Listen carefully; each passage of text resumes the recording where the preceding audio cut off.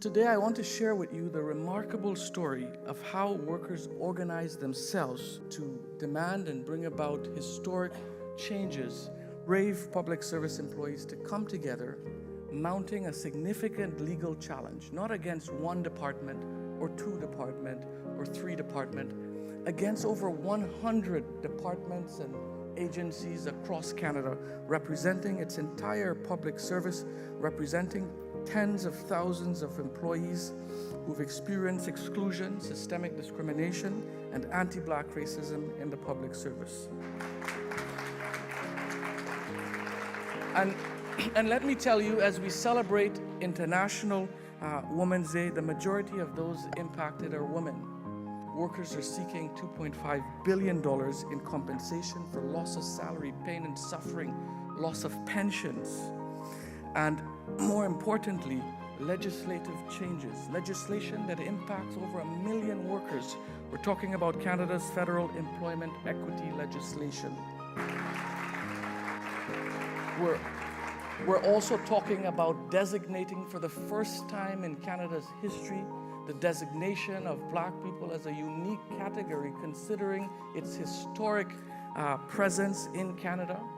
We're also seeking diversity and mental health supports to address the racial trauma.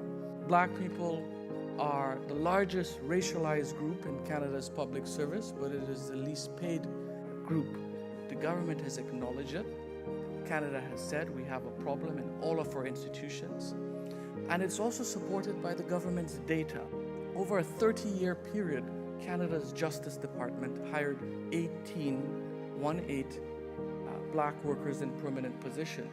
And over that same period, it hired over 2,000 workers in permanent positions. Anti-Black racism is rampant within Canada, not just in the federal public service, provincial level, at the city level, and in the private sector levels.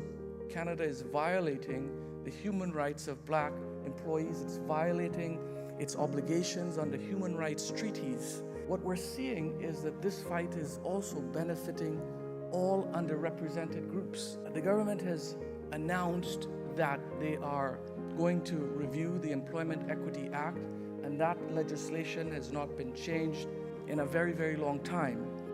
Workers have come together, and now it's time for labor to come together to combat anti-Black racism. Because we are stronger together.